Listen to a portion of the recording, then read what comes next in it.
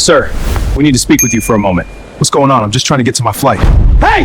Get off me! Elijah has been through airports countless times. He's no stranger to the routine of travel, check-in, security, boarding. He's a seasoned pilot, confident and professional. And yet today was different. As Elijah walked through the bustling terminal, he felt a subtle shift in the air.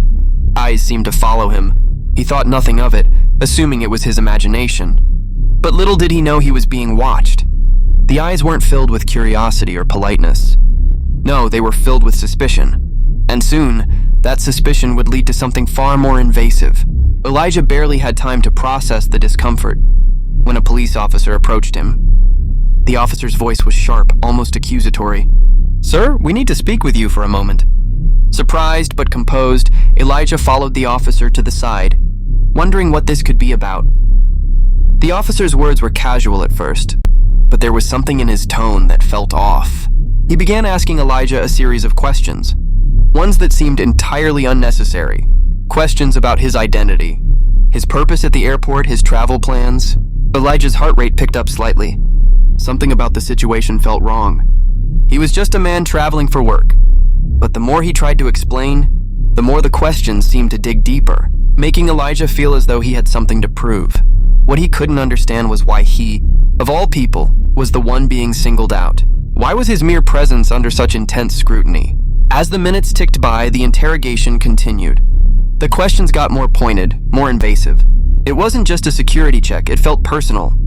Elijah's bag was opened, and the officers went through it as if searching for something they were determined to find. The discomfort he felt earlier was now turning into something darker. They were treating him like a criminal. But what crime had he committed? Being black? Being in the wrong place at the wrong time?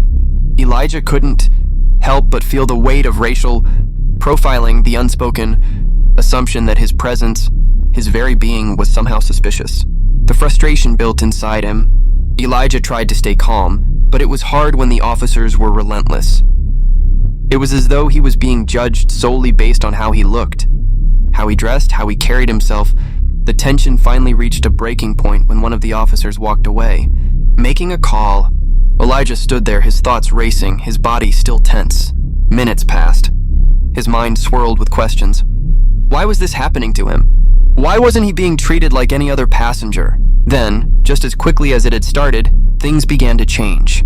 A new officer arrived, his demeanor much more respectful. "We've double-checked your credentials, and it seems there was a misunderstanding. You're free to go," the officer said. Elijah felt the tight knot in his stomach begin to loosen.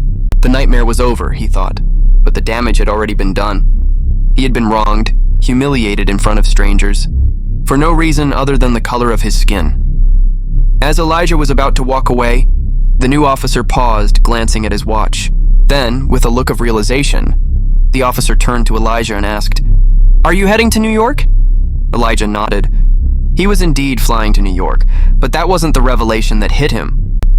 The officer glanced up at the departure board, then back at Elijah. "Well, I just got word from the control tower. I believe you'll be piloting that flight today." It was as if the weight of the moment finally hit Elijah. The person they had been harassing, the one they had wrongly accused, was the very person who was about to fly the plane that would take them to their destination. As Elijah made his way toward the gate, a flood of emotions washed over him. Anger, frustration, a deep, aching exhaustion. He'd flown planes for years, had trained for this job, had built a career in aviation.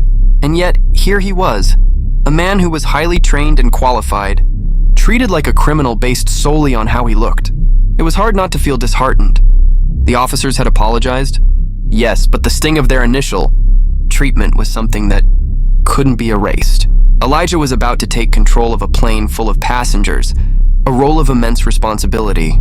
But as he walked to the cockpit, he knew that the fight for equality would follow him, not just in the sky, but on the ground.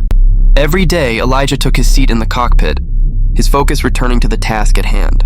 The passengers were unaware of what had just transpired. They didn't know that the man flying them to New York had just faced something no one should ever have to endure. But that's the thing about Elijah. He wasn't going to let this experience define him. He wasn't going to let it keep him grounded. This moment, painful as it was, would become part of the fire. that fueled his determination to rise above the injustice. Elijah was a pilot.